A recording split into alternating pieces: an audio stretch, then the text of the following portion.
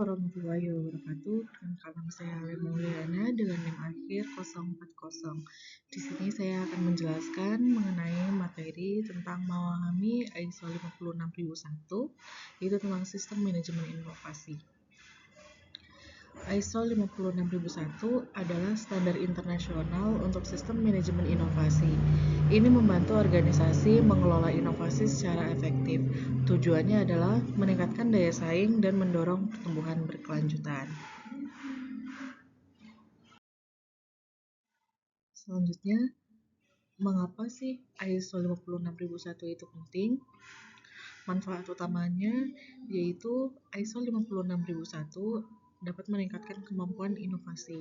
Ini menciptakan proses terstruktur dan sistematis. Manfaat lainnya termasuk mengurangi risiko dan efisiensi yang lebih baik. Kolaborasi dan kreativitas juga meningkat. Akhirnya ada peningkatan kepuasan pelanggan dan juga loyalitas. Perusahaan bersertifikasi ISO 56001 bisa dilihat pada grafik itu mengalami peningkatan inovasi rata-rata 20% yang dimana menunjukkan dampak signifikan dari standar ini. Selanjutnya yaitu elemen kunci dalam ISO 56001. Itu ada 7. Yang pertama ada konteks organisasi, yaitu memahami lingkungan internal dan juga eksternal. Ini krusial untuk inovasi yang relevan. Lalu yang kedua, kepemimpinan. Komitmen dari manajemen puncak, mereka memimpin arah inovasi. Lalu yang ketiga yaitu perencanaan. Menetapkan tujuan dan strategi inovasi, ini memastikan inovasi terarah. Yang keempat yaitu dukungan, menyediakan sumber daya yang diperlukan, termasuk sumber daya manusia, finansial, dan juga infrastruktur. Lalu yang kelima itu ada inovasi, yaitu melakukan proses inovasi dari ideasi hingga implementasi. Lalu yang keenam itu ada evaluasi kinerja, yaitu mengukur dan memantau kinerja inovasi untuk memastikan target tercapai. Lalu yang terakhir yaitu ada peningkatan, terus meningkatkan sistem manajemen inovasi, ini adalah siklus berkelanjutan. Selanjutnya yaitu membangun budaya inovasi. Membangun budaya inovasi yang kuat sangat penting. Ini memberdayakan karyawan untuk berbagi ide. Kolaborasi lintas fungsi difasilitasi, mendorong pertukaran pengetahuan. Penting untuk menerima eksperimen dan belajar dari kegagalan. Pengakuan dan penghargaan memotivasi karyawan. Pelatihan dan pengembangan peningkatan kemampuan inovasi tim. Contohnya adalah kebijakan 20% waktu Google. Selanjutnya yaitu langkah-langkah implementasi dari ISO 56001. Yang pertama adalah analisis kesenjangan.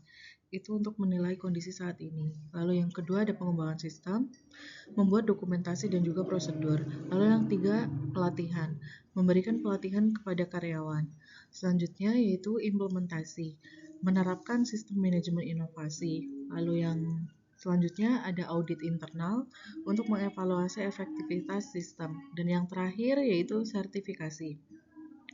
Mendapatkan sertifikasi terakreditasi. Biaya implementasi rata-rata berkisar antara $50.000 hingga $200.000, tergantung skala organisasi dan kompleksitasnya. Proses ini membutuhkan dedikasi dan sumber daya yang signifikan. Selanjutnya yaitu studi kasus mengenai keberhasilan implementasi ISO 56001. Yang pertama ada perusahaan teknologi. Adanya peningkatan 30% dalam peluncuran produk baru. Inovasi produk dipercepat. Lalu yang kedua ada organisasi manufaktur, yaitu pengurangan 50% dalam biaya pengembangan.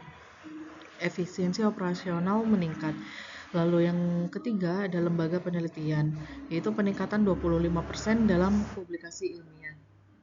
Yaitu pengetahuan dan riset diperluas.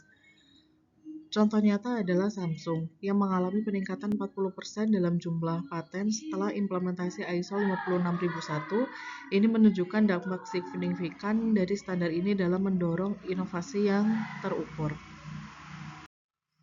Selanjutnya yaitu tantangan dan solusi dalam implementasi ISO 56001. Yang pertama ada resistensi perubahan. Solusinya komunikasi efektif dan keterlibatan karyawan. Ini akan membangun penerimaan. Lalu yang kedua, kurangnya sumber daya. Solusinya yaitu alokasi sumber daya yang tepat dan efisien. Prioritaskan kebutuhan.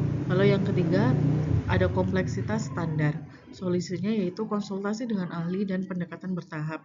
Itu untuk mempermudah proses. Dan yang terakhir yaitu mempertahankan komitmen. Solusinya yaitu dukungan berkelanjutan dari manajemen puncak.